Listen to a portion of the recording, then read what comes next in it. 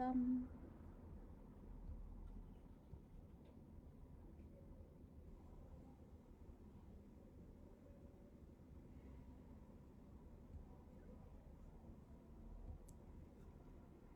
Okay.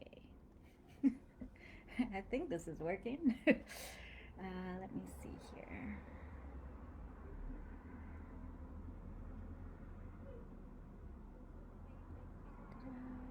Hello. Welcome.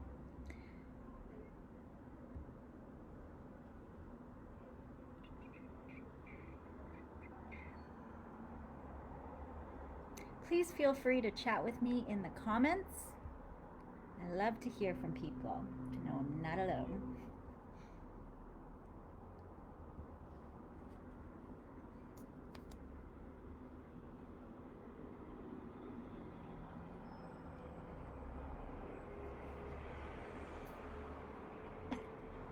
How's everyone's Sunday going? It's very sunny here in Ottawa. Gorgeous. And I spent most of today on a patio with a dear poet friend of mine. Welcome. We're 5 minutes to 7, so I'm just going to sit here and chill and chat with you. And yay. Thank you, Sarah. Feel free, if you're just joining us, to comment in the little comment chat down below, and I'd love to interact with you. I like, I like hearing from you.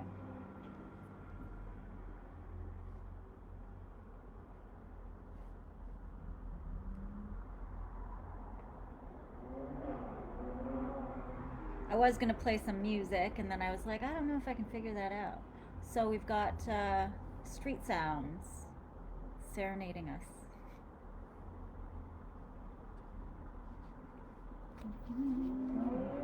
Hi, Nina.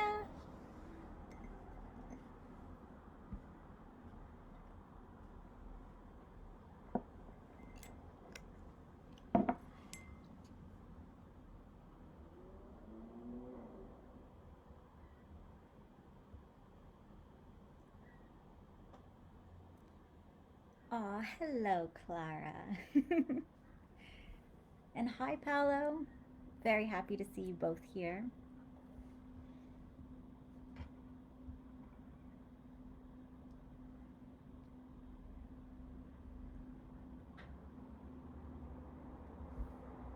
I'm actually just going to pop off screen for a quick second to move my basil plant because it's sitting directly in the wind tunnel and I'm afraid that it's going to die. So give me 1 second.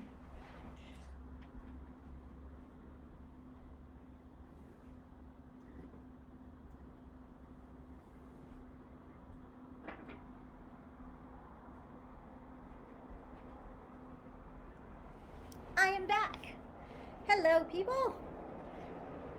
If you're just joining us, I'm Ellen Chang-Richardson. This is Poets in Pajamas. Feel free to drop a comment in the chat. I'd love to hear from you, and thank you for being here. We're going to officially start in like 3 minutes or so.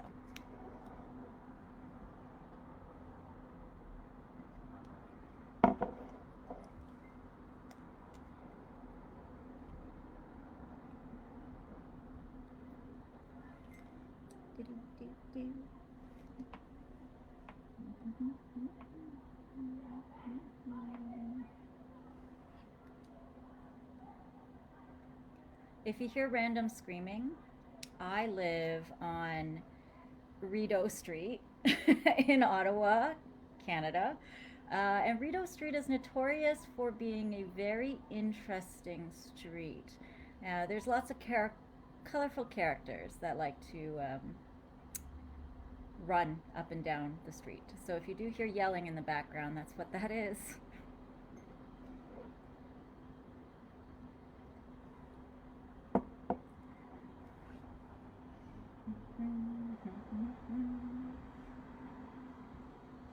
Hi, Sveta.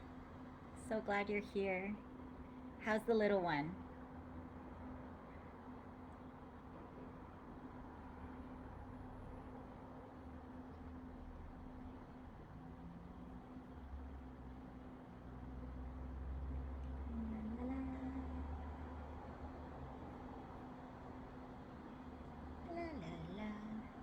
think I might actually officially start maybe a few minutes after 7, you know.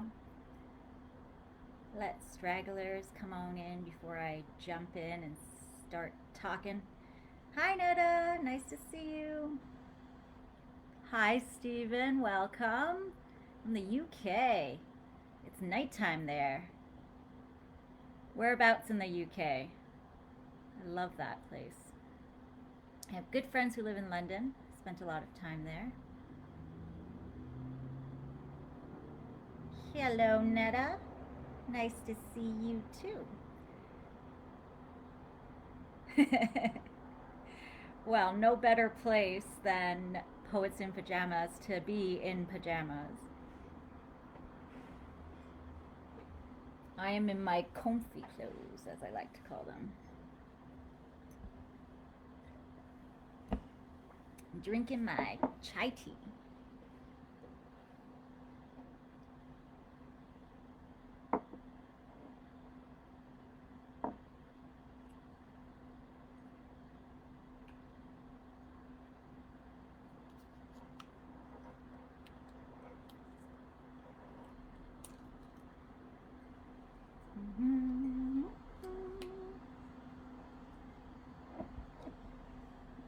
Ooh, Robin Hood country. Luscious and green.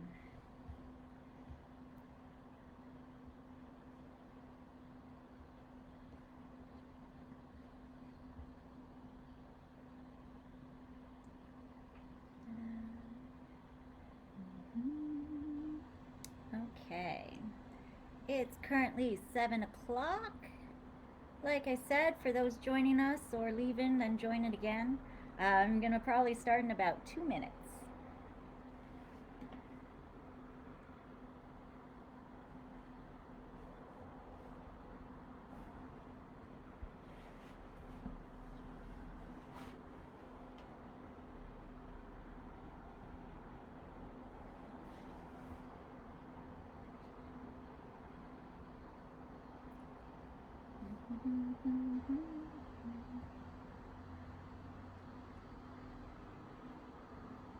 In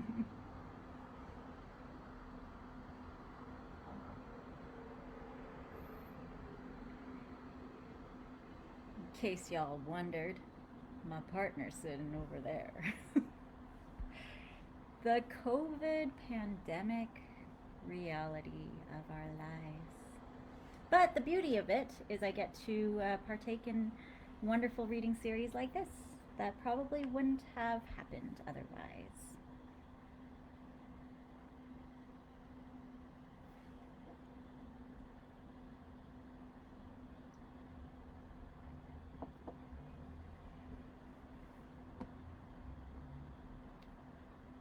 Hello everyone, to those of you just joining us, I'm Ellen Chang-Richardson, and I'm starting in about a minute.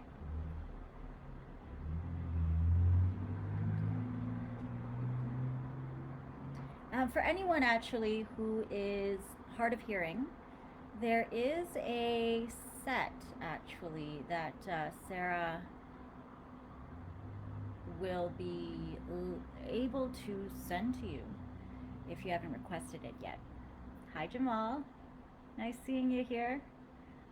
And that's for if you feel like reading along.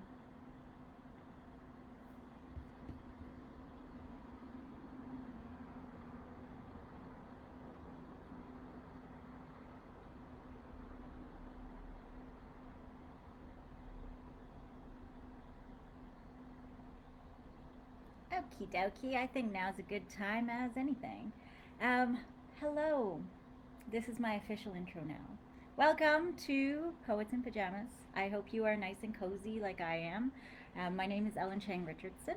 I am a poet, writer, and editor currently living and working on the unceded territory of the Algonquin Anishinaabe, or Ottawa, Ontario, Canada. It was a beautiful sunny day today, so I hope that if it was sunny where you are, you were able to get outside, go for a walk, get some fresh air. Tonight I'm actually going to be reading a nicely curated set for y'all. It'll be about 15 minutes, and then we'll follow it up with a short Q&A. So if you do have any questions that kind of pop up as I'm reading, please save them and feel free to drop them into the comment chat. I think Sarah will be moderating to make sure that I don't miss any. And yeah, hi Charlotte. So anyway, outside of that, I think I'm gonna dive right in because it's now 7:05 p.m. So to start off my reading tonight, I'm actually going to begin with a couple poems out of my debut chapbook. This chapbook is called Unlucky Force, and it was published by Anstruther Press in early 2020. It is essentially a little hit list. It's about all of the shitty people and that I encountered in my life over the past 10 years. And to give you an idea, I will read the dedication. It says, to the Janus types and the contemporary diaspora that make unluckiness possible. So number 1, it begins with S. Wet, dank, the faint smell of you in the corridor. I feel you as I put my shoes away. I feel you as I bend beneath the arches of us. Back then they were wrought in iron, buffed, polished, twisted, only I didn't recognize them yet.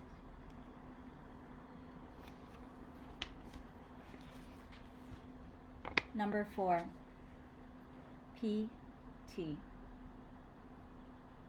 Kisses hang still, beneath the staircase draped in your low light. They slide over me and fit me like thigh highs, covering my quiet, shifting skin, glowing amber.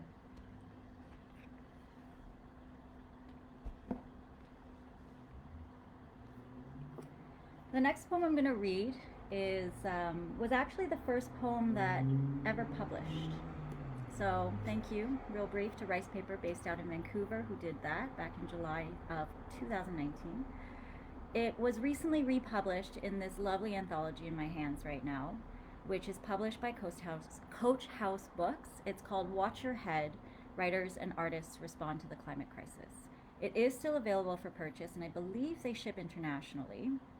All of the proceeds of this anthology go towards fighting the climate crisis, with donations going directly to Climate Justice Toronto and Ravens Trust, which is an Indigenous organization based here in Canada.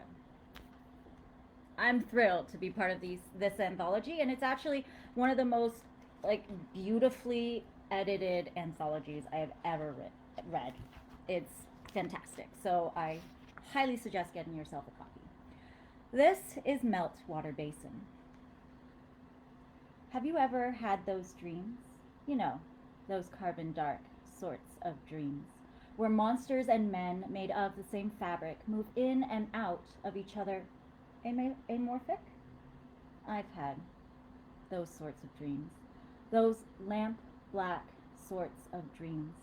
In each one, there you are, on horseback, bareback from the waist up. In each one, there you are, astride your shadow steed, like a legion of Kazakh kings. Damn them, these dreams. These gut-wrenching, teeth-clenching, sweaty sorts of dreams that melt into each other, profuse and confused, soporific in nature. It's funny, these sorts of dreams. These burnt sienna, lamp flare, cotton-filled dreams. They remind me of a time long past, when my seas and your shores met like towers in rain. They remind me of leafy green, high golden mushroom haze, where my lips and your limbs met, wrapped in polyurethane.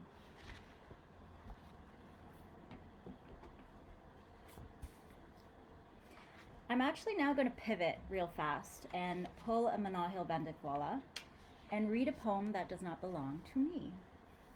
I'm thrilled to use this space to highlight the poetry of a dear friend of mine and the co-founder of Riverbed Reading Series alongside myself, Nina Jane Dristic.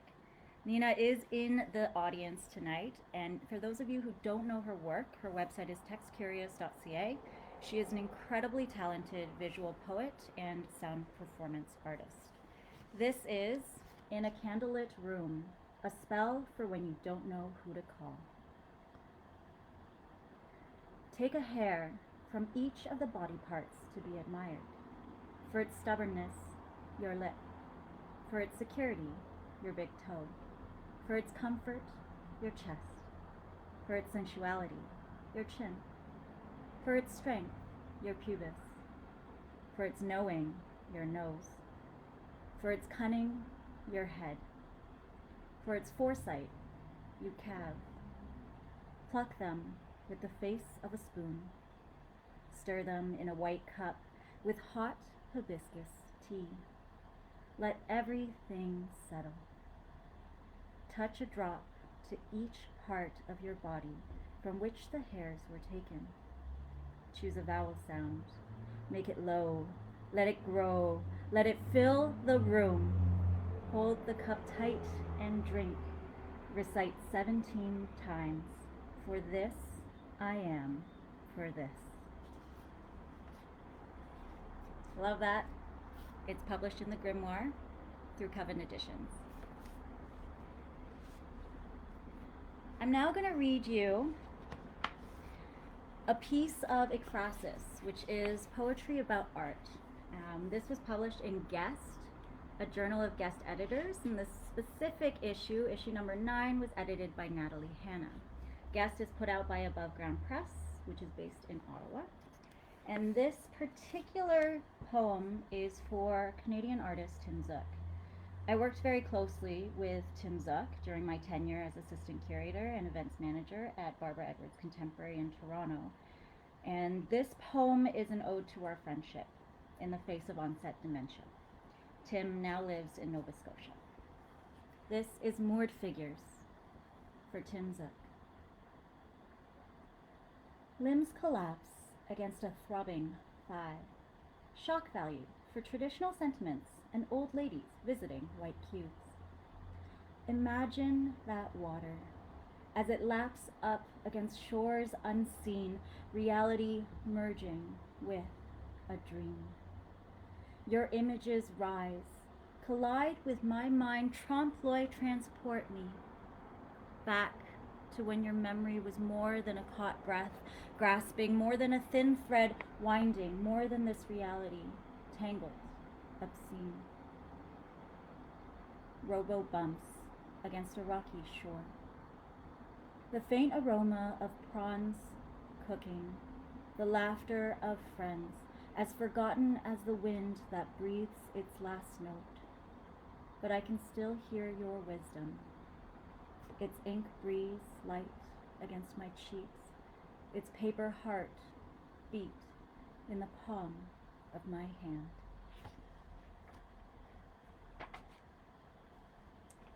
I actually want to take a moment and share with y'all a print by Tim Zook. Give me one sec.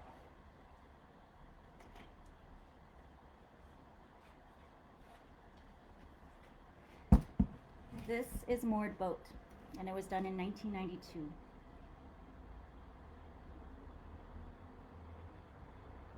I absolutely love it.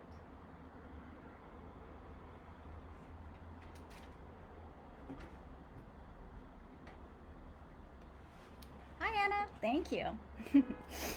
The next poem I'm going to read you was recently published in The Fiddlehead, which is a literary publication based out in New Brunswick. This touches on something that I don't really talk about much, which is the reality that I live with disability. It's a very invisible disability, and it's, if you know me, you would never guess that I live with it. But I am a survivor of 6 concussions, and this kind of touches on that a little bit. This is called Rain Brings the Anglerfish. East winds rattle panes, brittled by brackish salts. typhoon rage mists at youth's passing. I gnaw on my cache of traumas, lick like heat swallows skin, chanting to myself, this is the outside battering in.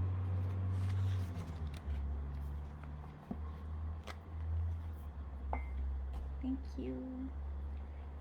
Thank you, everyone. I love seeing the comments. Hi, Joyce. Hi, Erin. This next poem I'm going to read you was published in Vellum in the issue Home, but it also won the 2019 Vellum Award for Poetry.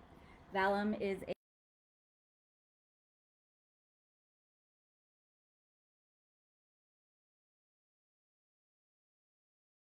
which I'm sure many of you know. This is called Grotto. Pain of release is worth 1,000 haters. Mothballs, humidity, hang in heat, fill broken generator. Whiz-whir of insects at worst tilted by staccato pops. We scratch surface until wounds burst, her touch is cold against my socks. Sap weeps from tall serrated sheaths, aromatherapy in disguise. Our hands stained red with grease, sticky with the tar of their lies. Blink, and the bay recedes, molten ice, choppy green. Holds enough plastic to gut a fish, weaned on a diet, spoiled milk, benzene.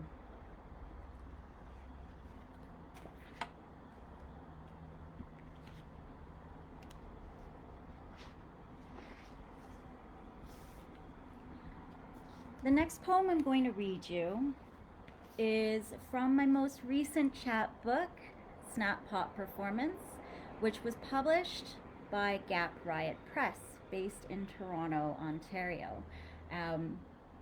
The first run sold out, actually, but the lovely ladies, Danny and Kate at Gap Riot, ran a limited run of 20 copies. And they just released, so if you haven't picked this up yet and you feel like holding in your hands a piece of my work, please head on over to Gap Riot Press. Actually, I'm going to drop the link. Let me see here. Gap Riot Press. And pick up a copy. This is actually a collaborative chapbook between myself and a very old dear friend of mine, Isa He, who's based in Cambridge, Massachusetts. Isa did all of the illustrations in this chap. The piece I'm going to read for you out of it is one whose name was Water, and it's for Yon Vo. For those of you who don't know Yon Vo or his work, Yon Vo is a Vietnamese Danish artist who was born in Vietnam and displaced by the ensuing war. His work addresses issues of self-identity and cultural heritage, and I was lucky to experience a full-scale immersive installation of his work at the Guggenheim, I want to say 4 or 5 years ago, something like that. His work is absolutely fantastic. So if you don't know it, please check it out. This is One Whose Name Was Water for Yon Vo. Eventually, things diverge. Different. Identities are complex. History is mutable, unsettled always.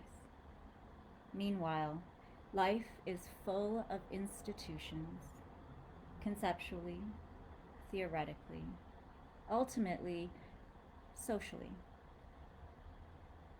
Perhaps that's the point. Shifting documents,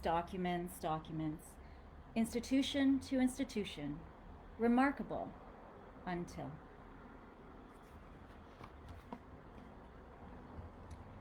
Now that's the bulk of my set tonight, but Sarah actually tweeted a poem of mine the other day, and I was like, you know what? Why don't I add it to the list?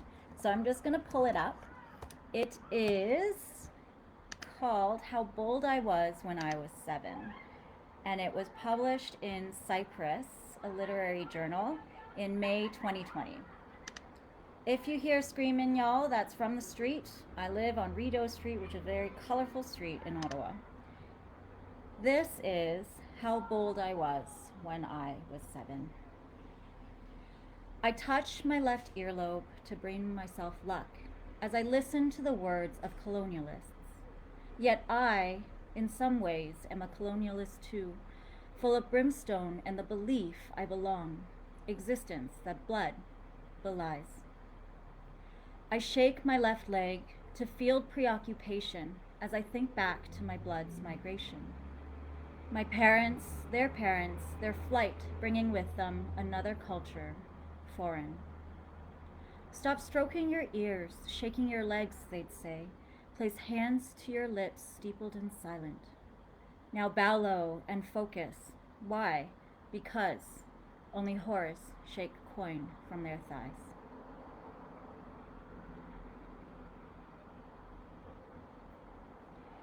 That's all I've got for you, but we're 10 minutes out from the end of the night, and I'd love to open the floor to some Q&A.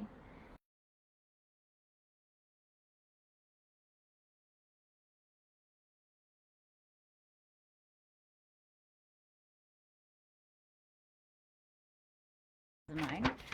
And one of them came from a dear colleague who asked me, what and who inspires your journey?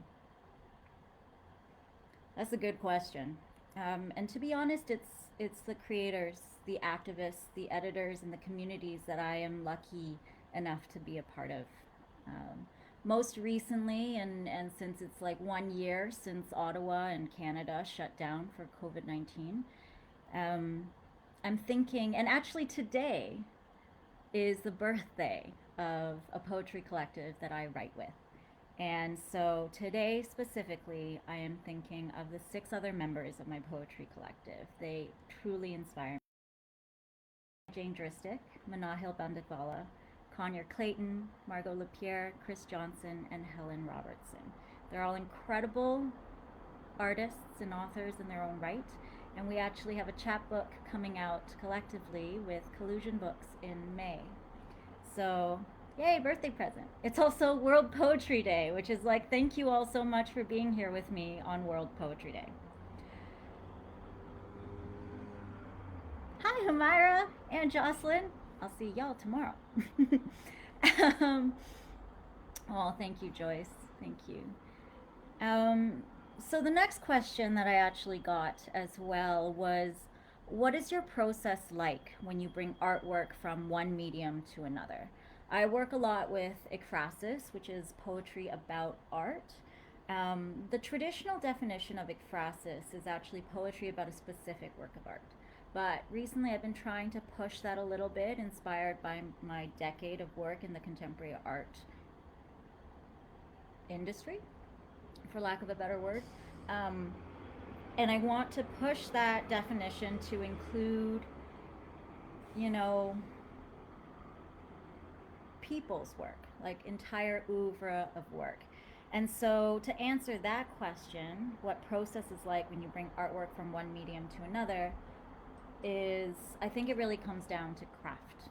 Recently, and this is to answer the third question, Sarah, thank you. What I've been reading recently. I have been reading. Hi, Mark. Thank you. I have been reading 2 books. Craft in the Real World by Matthew Salisis, as well as Shut Up You're Pretty by Tia Matunji. So to answer the first question, what process is like when you bring artwork from one medium to the other, I think it's about craft. So Matthew writes in this book that craft, like the self, is made by culture and reflects it. So we are constantly telling stories about who we are, about every person we see, hear, and hear about. And my process for bridging mediums and crisscrossing them is to convey stories.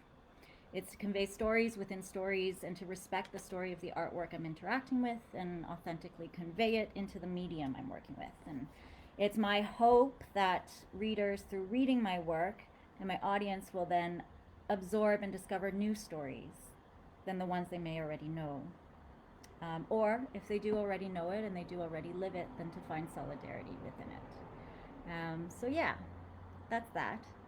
and to answer the what I've been reading lately, Craft in the Real World, as well as Tia Mutunji's Shut Up You're Pretty. It is a great collection of shorts.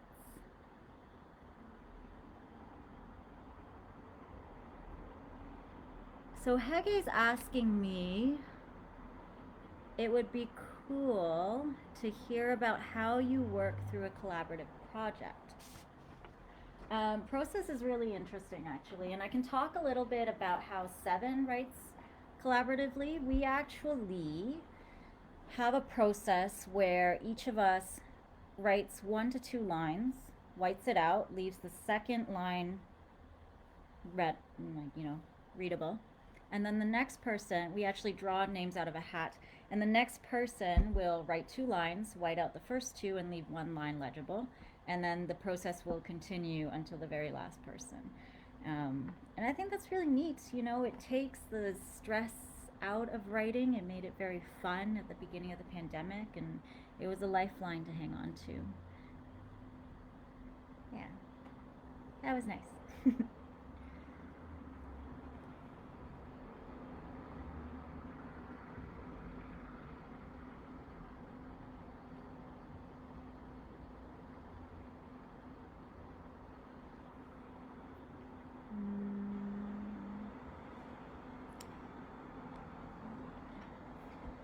I have a couple other things to say about collaborative projects. Actually, I love working collaboratively. I think you know, especially in this day and age, it's just very soothing to be able to collaborate with other creators and to work alongside other people that you admire.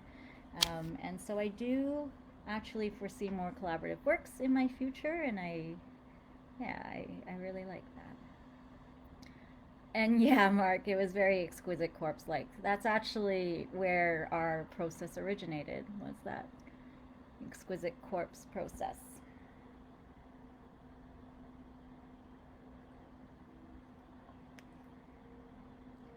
I think,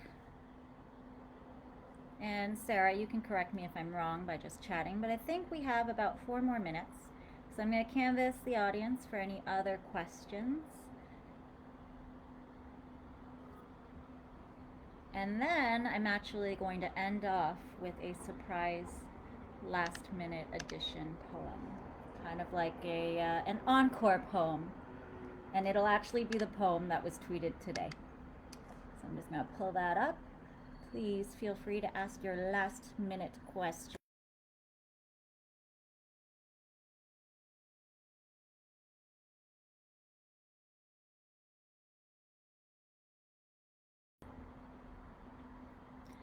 So Ned is asking, how has the pandemic affected your research on ekphrasis, and how have you had to shift that? Yeah, so ekphrasis for me is very research based. I spend anywhere between 12 to 16 hours of research on one poem. I really want to understand the artist's work before I write about it. And so I used to do a lot of research at the National Gallery of Canada's Library and Archives, and the pandemic shut that down. So during the pandemic, like the bulk of it, we're still in it, but during the first and second waves, when everything was closed, I actually stopped writing ekphrasis.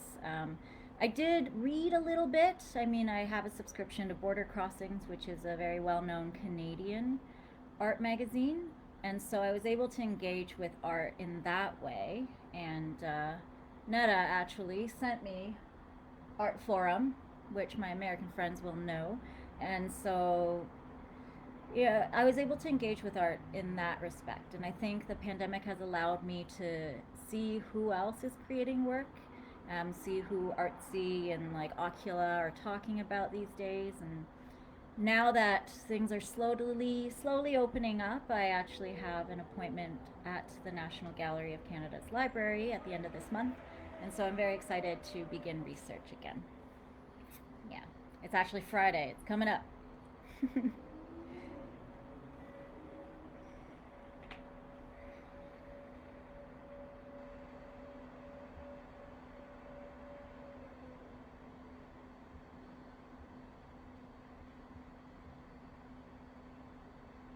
It's a really great art mag. It's a really good one.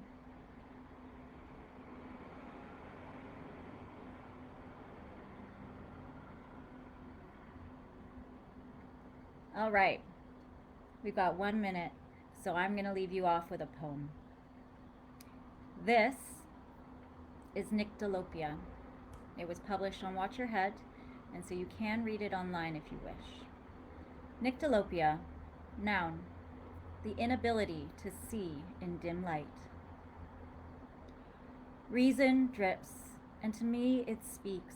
To my radical, lost dreams it shrieks. Yet suits on Wall Street, they say, what are you doing? Where are you going? Compartmentalize these things. My throat closes and wonders when. Will the cared for things, will the weather-worn things break from their binds? My stomach pushes my insides in 2 billion knots of plastic rouge. That should be enough money to buy a roof. That should be enough money to buy a noose. That should be enough money to... Reason slips, and to me it speaks. To my sweet, soft, youthful delusions it shrieks. Yet suits on Wall Street, they say, come play, come stay, compartmentalize your...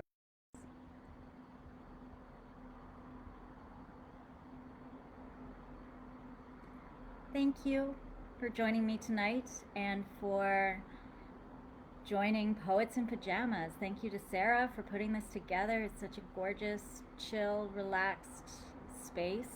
I'll answer that one last question and then I'm going to let y'all hit the road. Any writing craft or general advice for novice poets? Read a lot. Read anything that piques your interest. Read literary magazines. There's a lot across Turtle Island. The States has an incredible resource of them. So does Canada. And, write. Read and write. That's it. Read and write. And then after you're done that, edit the heck out of your work. Have a good night, everybody. Thank you for being here.